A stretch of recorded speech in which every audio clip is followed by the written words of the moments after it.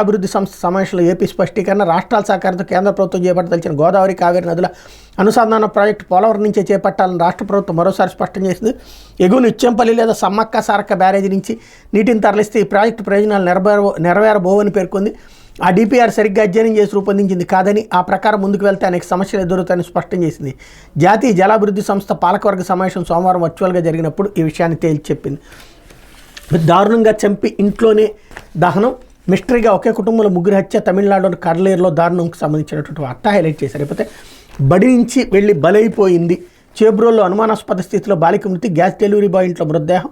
గుంటూరు జిల్లా చేబ్రోలోని కొత్తరెడ్డిపాలెంకి చెందినటువంటి 8వ తరగతి ఎస్సీ విద్యార్థిని శైలజ అనుమానాస్పద స్థితిలో మృతి చెందింది. బాలిక అదే గ్రామంలోని గ్యాస్ డెలివరీ బాయ్ ఇంట్లో విగతజీవిగా పడి ఉండటాన్ని గుర్తించి కుటుంబీకులు తల్లడిల్లిపారు. ఆ మెడపై గాయాలు కనబడడంతో హత్యకు గురై ఉండొచ్చని భావిస్తున్నారు. శైలజ ఆమె అన్నయ్య సోమవారం ఉదయం పాఠశాలకు వెళ్లారు. బడి ముగిగానే బాలుడు ఒక్కడే ఇంటికి తిరిగి వచ్చాడు. చెల్లేదని తల్లి ప్రశ్నించడంతో వెంటనే ఆ బాలుడు పాఠశాలకు వచ్చి ఉపాధ్యాయులను అడిగాడు.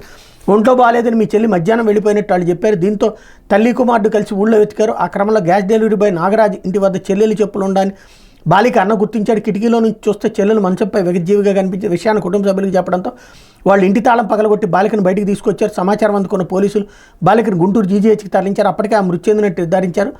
ఆసుపత్రి వద్దకు పెద్ద ఎత్తున చేరుకున్న బంధువులు బాలిక మృతికి బాధ్యులని కఠినంగా శిక్షించాలని, ఆమెను ఒంటరిగా బయటకు పంపిన ఉపాధ్యాయుల మీద చర్యలు తీసుకోవాలని డిమాండ్ చేశారు. నాగరాజుకి పెళ్ళైన 3 ఏళ్లుగా ఇంట్లో ఒంటరిగానే ఉంటున్నాడని స్థానికులు చెప్పారు. ప్రస్తుతం అతను పరారీలో ఉన్నాడు. బాలిక తల్లిదండ్రులు నాగరాజు మీద పోలీసులకు ఫిర్యాదు చేశారన్నటువంటి వార్తని హైలైట్ చేశారు. ఇదివరకు